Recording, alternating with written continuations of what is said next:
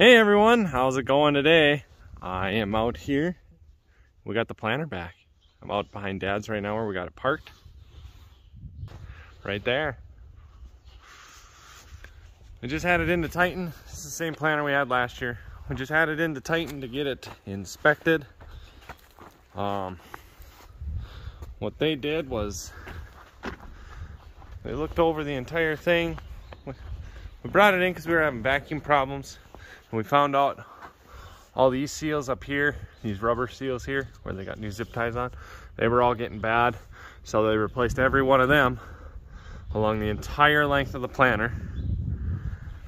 And then they took and installed new discs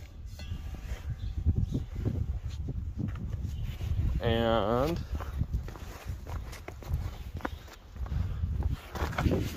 new shoes right here, and firming points right there behind the disc. And then we put on right there, we got some Mudsmith gauge wheels. We had a few bad other gauge wheels, so we had 18 of these Mudsmiths put on right in the center of the planter for the wheel tracks, because we've been having problems with mud building up in there and last year and stuff, and we figured, well, we'll give these a try and see what happens. Maybe we'll want to put our scrapers back on now, but I don't know. We always take our scrapers off. You can kind of see the shoe a little bit better on this one, how big it is. So how this planter works, we're gonna get up the front here,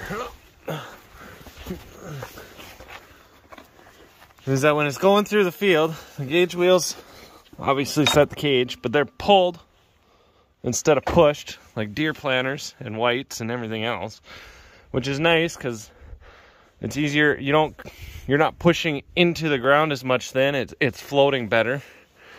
And it's got a leading disc design to cut residue and soil better. I've noticed that this will go into harder soils a lot better than we used to have a deer planter. It's a lot better than that one.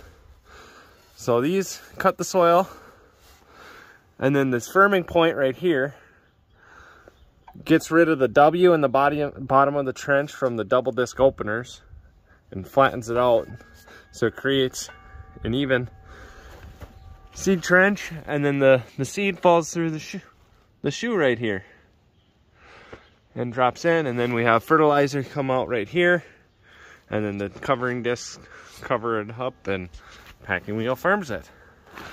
And that's how case planter works. Pretty simple, works pretty good. I like it better than what the deers were.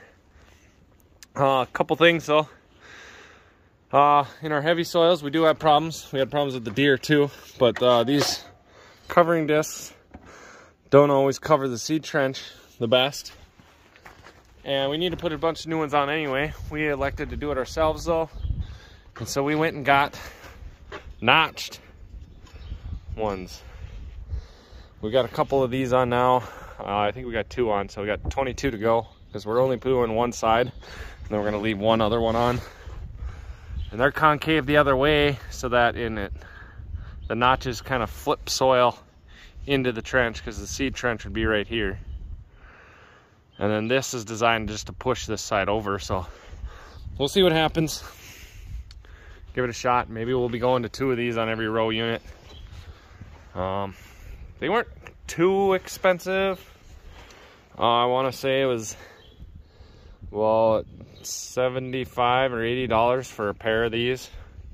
I got 12 pairs right now, so yeah.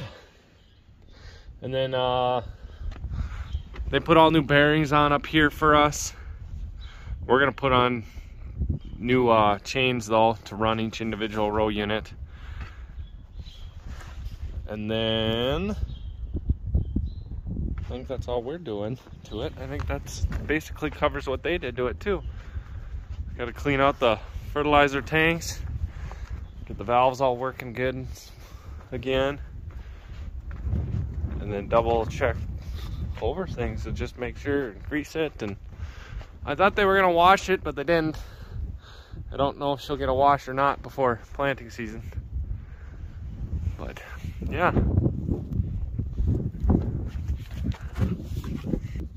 Yeah, so now that we got this back and we got the 8120 tuned up, we're ready to go for planting season. Well, kind of ready to go. We got some parts to put on yet, but they shouldn't take too long to do. I think this planter would be ready in about half a day at the most. Yeah, so I got air seeder stuff to do yet. We got that dug out of the hole. Put the comps. So that's sitting up there right now. Got the parts for it. Well, there's some parts in that crate. Those are those firming wheels that I went and got. And then on the boxes back there is where the rest of the parts are. I'll give you got a little bit of seed, 1 box, corn seed. Should probably go pick up my wheat seed pretty soon. So what I have to do here is I got to replace all these boots. Well, that one maybe wouldn't have needed it, but so that one's actually okay. They redid this one though. You can see how this one is all wore out. It's supposed to be flat across here. So I got to replace all of them. And then on the tank,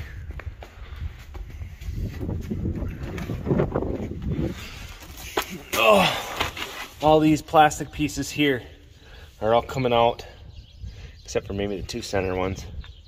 Because this is a 8-run thing and I got a 6-run cart, so I'm not using the 2 centers. But all these are coming out, and I got some stainless steel stuff. I ordered it all from Ready, which they do all this stuff right in Fargo.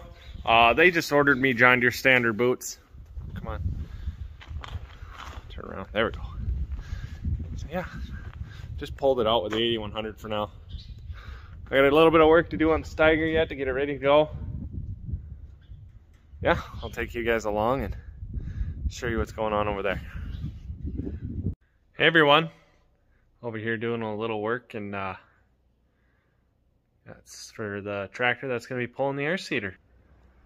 The old Steiger Panther, the KP 1400. So what we've been doing is brake pedal is stuck and 2 of the brake pads are cracked, broken. I gotta replace them yet. Haven't even touched them. I gotta speed up the steering a little bit. I got the air seeder monitor right there and the quad track yet that I gotta get over here. It needs an oil change, top off hydraulic fluid, replace all the filters, including the hydraulic filters, because I want it to run top notch. Yeah. And we've also ran a hose for the fan, and that I need to dump back into the hydraulic tank. We have this going into the top of the hydraulic tank. Put all new end, well, not this part of the end, just ends and resealed inside of there because they were leaking pretty bad. And a lot of these were broken. That. And this one's really bad. Yeah. Sealed it all up. Hopefully it won't leak. Putting a couple different stops in for the drawbar. Yeah.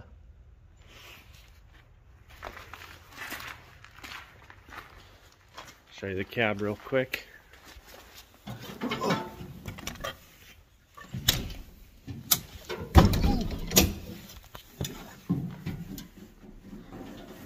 Yeah. So you got the floor tore out. It's actually most of it's laying right there on the step. And the spring that was broken is down. You can see a part of it right there. Real pain to get to. Pedal was sticky.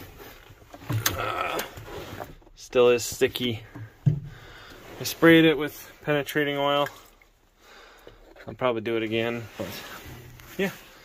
Just let that work in. It's pretty rusty down in there. I'm hoping I don't have to tear the whole thing apart to get it to move really nice, but it's moving better than it was when I started. Pretty sure that's why our pads cracked. So yeah. Got the side panel off on the other side right now. Maybe this panel on the other side of the tractor though.